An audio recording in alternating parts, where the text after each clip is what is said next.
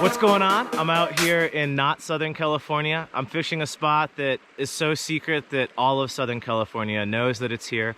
I'm up outside of Mammoth with my buddy Chris. He's a local guide in the area. I will link his information down below if you want to go out. Basically what I want to do, I've never seen this water before. Obviously it helps that I'm with a guide, but just putting a guide's approach into practice. So I haven't rigged up yet. And we're considering these variables, right? Water, weather, pressure, and trout's behavior. I like to start with a trout first approach. So I'm thinking about water flow. The water is low here, so I'm gonna rig shallower, right? That's gonna dictate my rig. I'm gonna match my rig to the water type. Weather is gonna be a big one. It's been colder nighttime lows, and that ambient temperature is gonna affect the water temperature. So I would expect the fishing to be slower in the morning. Trout are cold-blooded, and the other thing too is with colder temps, the bug life isn't gonna probably pick up until the sun comes over these hills. But I'm excited to get down here and do it, and I'll take you along on this journée. That's French for journey. All right, so just chatted it up with Chris. You know, looking at the water here, it's really shallow. That's gonna dictate how I rig up today. Chris is saying that the average water depth is gonna be anywhere from 12 to 18 inches where these fish are holding. Knowing that it's gonna be that shallow, I'm gonna float the sighter, and I'm probably only gonna go 24 inches, probably rocking double 2mm beads, a lot of upstream stuff, which is different than how I usually fish, which is up and across. So the rig I'm gonna fish today is just a 2mm bead on a flashback pheasant tail and then a foam wing RS2. It's gonna stay higher in the column. I'm running just a little bit longer because I'm gonna grease the sighter and float it. And this 2mm bead shouldn't drop too much. So gonna grease the sighter. I like to use this Loon paillette paste, which I think everybody likes. And yeah, we'll see if they like it. Water, I use that as a catch-all term for water temperature, water type, water clarity, that sort of thing. Look, it's clear, it's a very stable flow, we know this. So we're gonna consider more water type. It's a spring creek, that's important to consider, right? It's gonna be nutrient rich generally, which I know that this creek is. A lot of bug life. In here, it's looking like a lot of midges, just kind of first assessment. And then water type, where are these fish holding? We're gonna pattern them and then repeat the pattern throughout the day to maximize their success. Again, I've never been here before, so if I'm saying some wrong stuff for all you local anglers that fish this, forgive me. The other element that I talk about that you should consider is angling pressure. It's pretty obvious there's nobody here besides us, so that's not gonna be a factor today. Okay, so I just picked up my first fish, able to kind of use those variables to isolate where the fish are. If you come to a new area, that local knowledge, either through a guide or a shop, is gonna do really good things. They're gonna know kind of the river quirks, right? Not all rivers are gonna fish the same. Getting that local firsthand knowledge from Chris about the depth and the temperature variances has really killed my learning curve in putting together a strategy to fool some fish. So let's keep doing this. Gorgeous wild fish. I'm gonna release it real quick.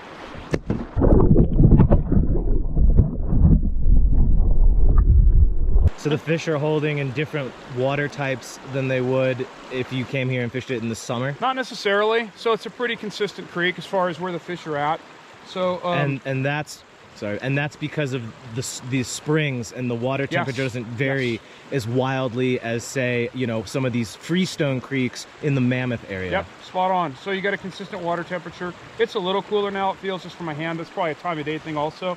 But generally speaking, it's a very consistent creek throughout the year. If you want to show them the creek, Jim, you know, the fish hold generally in the same spots here. So, you know, just the seam lines is where I like to fish this creek. Seam lines and banks. Those transition areas. Yep, which is true of any spring creek, right? Yep. So behind rocks, structure, the fish are where the fish are. So right in those seam lines right there is where they're at. We just got to wake them up and see if they're going to eat. Well, we're getting some bites already. That was some great info from Chris, and I was guilty of coming here and thinking, you know, I'm in that northern New Mexico mindset. We don't really have spring creeks. We have spring influence. So kind of rethinking the water type, rethinking the consistency of water temperature in a spring creek. These fish are where the fish are, so in the pockets. They're not going to migrate to those winter refuges like you would see in a freestone in the winter. Well, these spring creeks are going to be way less affected by ambient air temperature. The ambient air temperature will slow it down, their metabolism a little bit, but in terms of drastic temperature swings, that just doesn't exist.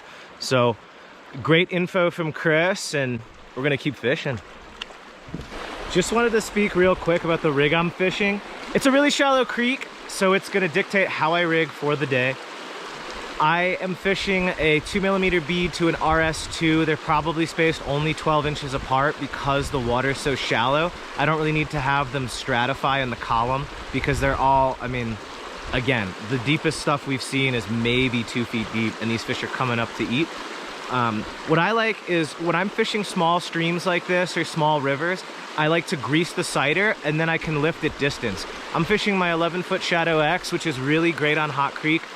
With the 11-footer, I can cast the leader that I have upstream, present well in these shallow pockets, but I can also elevate it and Euro nymph the far stuff. That 11-foot reach has really been key today, picking up fish here and there. Chris has picked up fish, I picked up fish. The day's just started. With the added wind, oh shoot, hold on, just 1 second. Quick release. I'm running 2 2mm beads. I'm fishing a fulling mill. It's their flashback pheasant tail. On their grab gape hook. It's awesome, size 16. But floating the sighter has been amazing. There are so many trout in this river. It's incredible. So here, watch.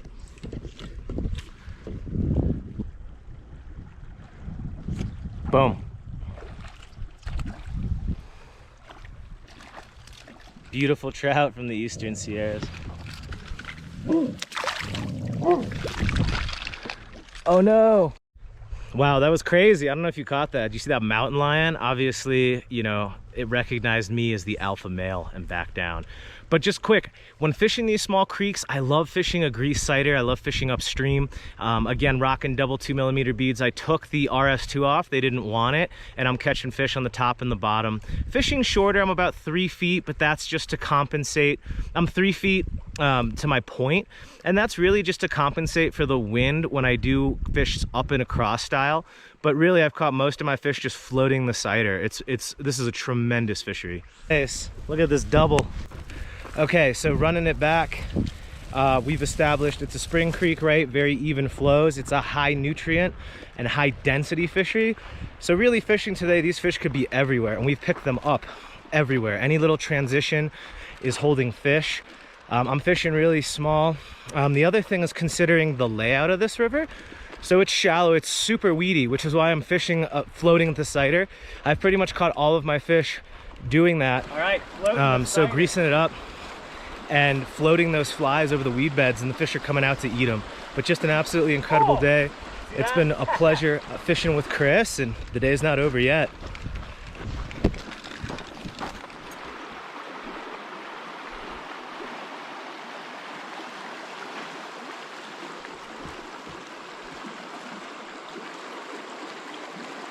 Oh.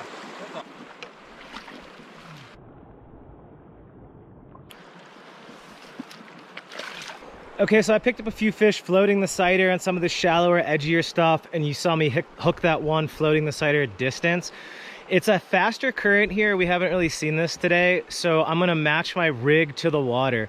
So I'm gonna put a heavier fly on. The leader formula that I'm fishing, I could get my 2mm beads down, but at distance, I'm fishing thicker nylon, so it's sagging and pulling those 2mm beads out of where I wanna be. And you wanna be where the fish are. That's the whole point. I mean, so I'm gonna put a heavier bead on for this water type. I might rock like a 2.8. That's really, I mean, a 2.4 would be ideal. I'm gonna put a 2.8mm bead on to compensate for the wind and for the sag.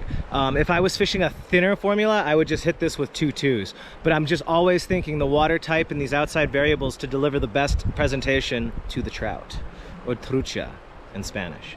Look behind me, there's some people downriver way off in the distance. So this is the first time of the day that we've come into angling pressure. And if you do run into other anglers, just always be courteous. Communication is good. Love makes the world go round. So what does that tell me to do?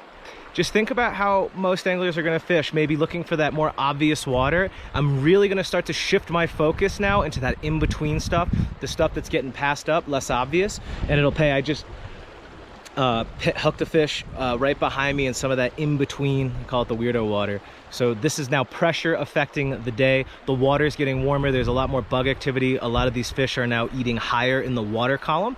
I'm still fishing that double 2 millimeter rig and still picking up fish. So we'll keep fishing and I'll keep you in the loop. So, nice brown trout in the net. Okay, again, fishing the in-between water, fishing those pockets. We know that it's a high-density fishery. We know it's rich in bug life. The fish are really will move into all of the shallow stuff with the bug activity to gorge themselves, and I picked that fish up in a very non-obvious spot. So patterning the day, considering those variables, and adapting to the change is crucial. It's been an awesome day here on Hot Creek. Before Chris left, he was mentioning that the section I'm in right now is pretty low density and it's been hit hard by some other anglers today. Still finding success in those transitions, kind of looking for water that might not be so obvious to other anglers, especially knowing here people don't wade it. It's going to limit them, so maybe finding those harder to reach casting spots. I'm looking at a riser right now, you know, floating my light nymphs, high column. I've picked up a lot of fish today. But thank you so much for watching, and I really hope this video helps you. Remember, consider water, weather, angling pressure, and what the trout are doing throughout the day. Things will change throughout the day. If you're able to adapt to the prevailing conditions and trends, you'll find more success on the water. The other thing I didn't show in this video was I've been changing and screwing around with depth, weight, fly combos. I don't want to bore you with all that, but really just it comes down to where are the fish, how do you get flies to them, and then when the pressure comes in terms of people, you know, maybe those obvious spots aren't fishing as well, the fish have kind of gotten put down, locating other holding areas that other anglers might not think about. So thank you so much for watching. It's been an awesome time here in the Sierras, and I'll catch you on the next vid.